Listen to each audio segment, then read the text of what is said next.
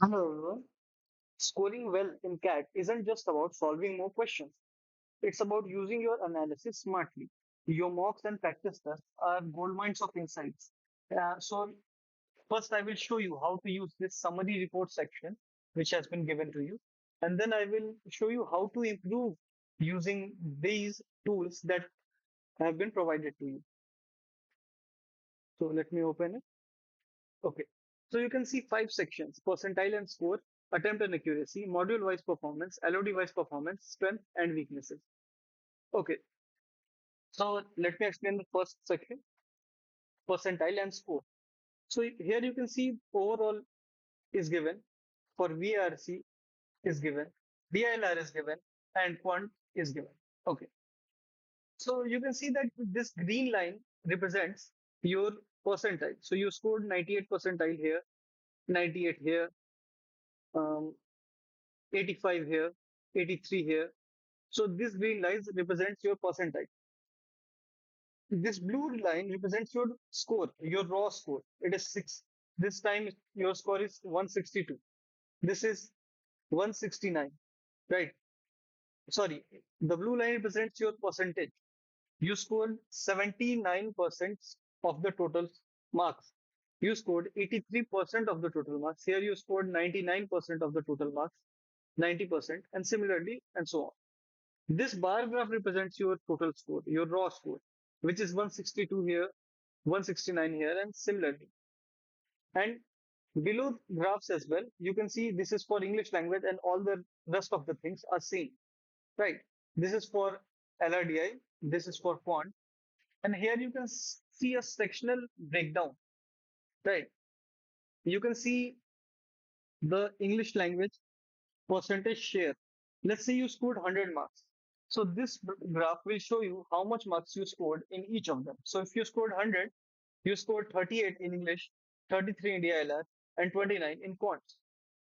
So this shows your percentage marks share, which comes out of every section. So another next section is attempts and accuracy. So here as well, four sections are given: overall, English, LRDI, and quant. So here as well, these bar graphs, these bars explain, I mean represents the scores. This blue line represents the accuracy, and this violet line represents attempt percentage. So here you attempted 94 percentage of question, and the accuracy of those question for you was 88%, and you scored 162 marks.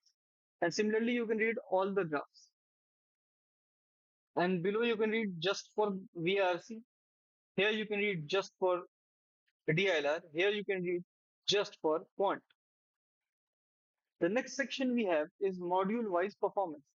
So here you can see that this shows your actual score. So in first first mock that you gave, you scored 56 in quant, 56 in VRC, and 50. These are your raw 50 marks in DILR. And similarly, you can read this these all of these graphs, right? And here you have seen test numbers, right? So quant you scored, I mean you attempted, here you can see actual attempt is written here. You attempted 21 in quant, you attempted 24 in VRC, and you attempted 19 in DILR. This shows the time taken, right? The data is not properly shown here because we have just solved some question to show you how it works. But if you properly attempt the mock, you will be able to see the actual time taken by you. Here you can see, right? This shows 40 40 minutes taken in DILR section, 9 minutes taken in VRC, and 18 minutes taken in quant. Okay. Now, at last, we can see the percentage figures, right? So 92% attempt you have done in the overall, all the mocks. Let's say you have attempted 10 mocks. Now you will be able to see the overall accuracy of your QA section. You have scored 92% here. I mean, you have attempted 92% here. You have attempted 99% in VA, and you have attempted 94% in DILR. Here you will be able to see overall accuracy of yours, right? 87%, 80, 77%, and 88%. Here you will be able to see the total time spent on each section. And here you will be able to see your percentage score in each section. It cumulates all the marks you have given yet. Let's go to the next section, which is LOD wise performance.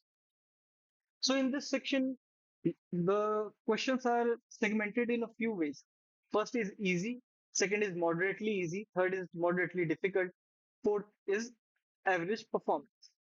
So let's see. I will first explain the graph. This shows number of correct questions.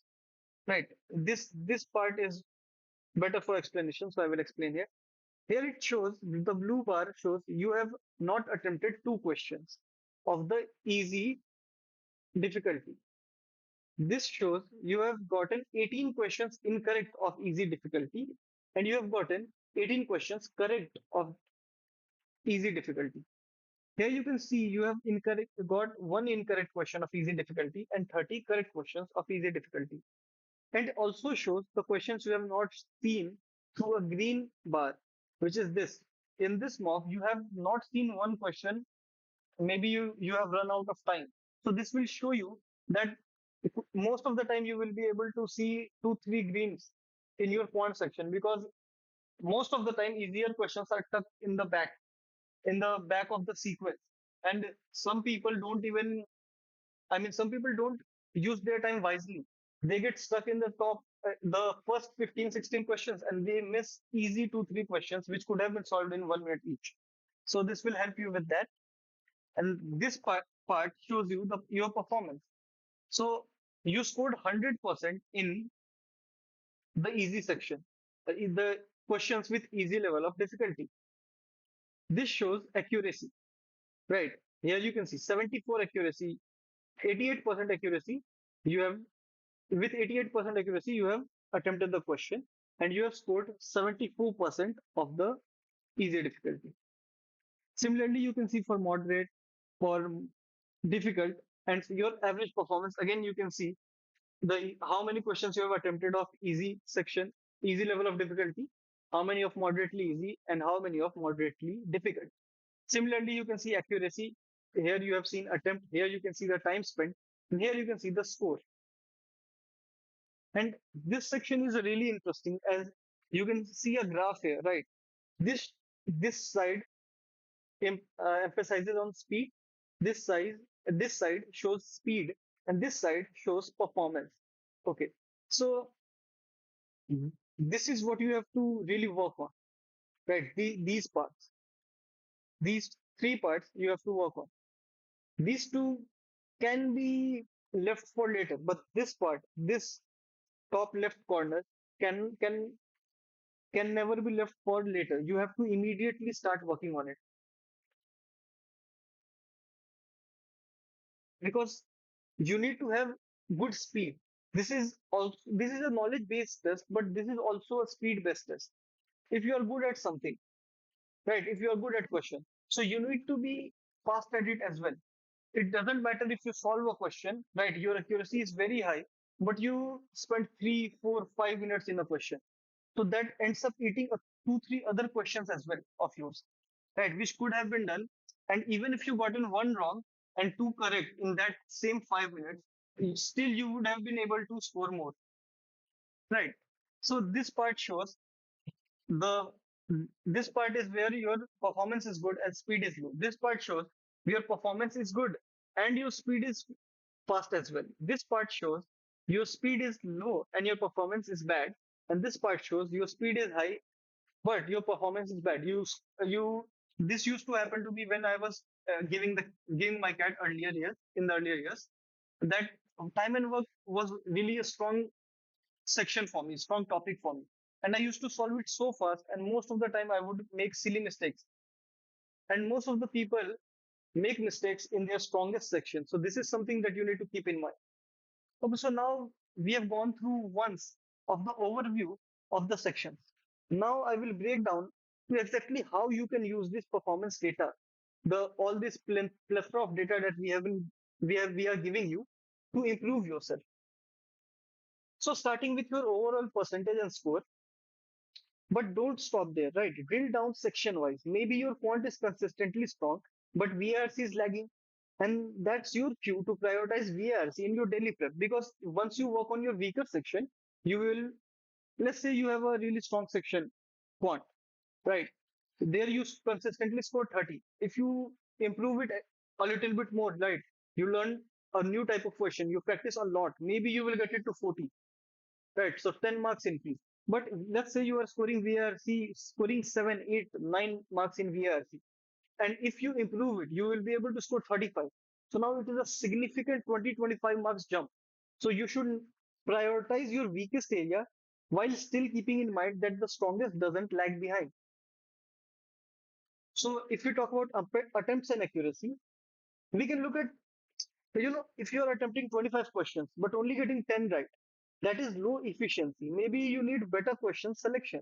On the other hand, if you are attempting just 10 and getting 9 right, your speed is your issue. So set up mini goals, right? Improve accuracy without letting speed drop. If we talk about module wise performance, each section has its own module, right? In quant, arithmetic, algebra, geometry, and so on.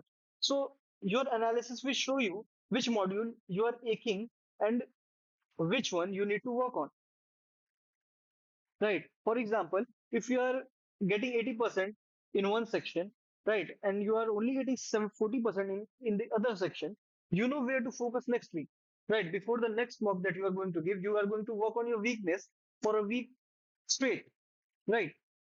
Let's look at the LOD wise performance. So now look at a level of difficulty. Are you doing well in LOD 1 but struggling with LOD 2 and skipping LOD 3?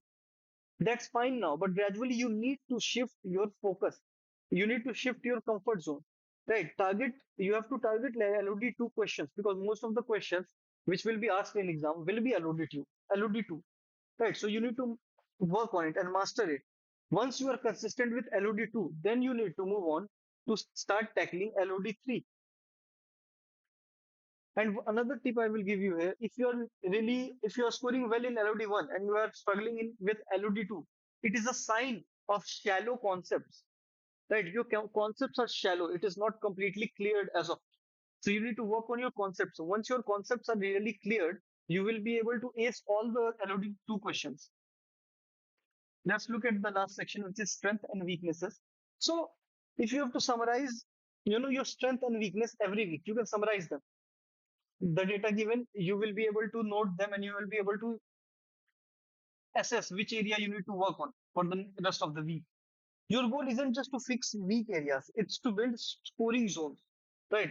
Let's say this is your weak area. Your accuracy is bad and your speed is low.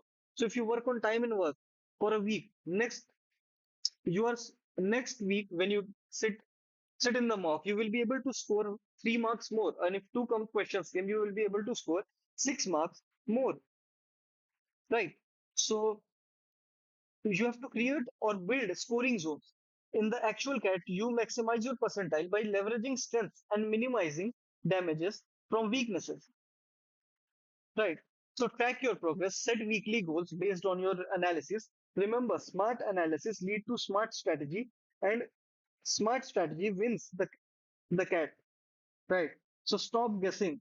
Right. You have to start working on yourself every week, right? Every week you have to look at your holes, you have to fill your holes, and once you are done that, you will see there are other many holes to fill, and it is an ongoing process until your cat comes. And still, a week before or a day before D-Day, you won't be completely perfect, but you have to fill just enough gaps so that once or one or two gaps, it doesn't matter, right? One or two questions, three or four questions doesn't matter, but you should be able to conceptually understand at least maximum of the questions. For that, you have to work really hard, and you can use these smart analysis tools that have been provided to you. So that's all from my side. Thank you, and hope this video was helpful.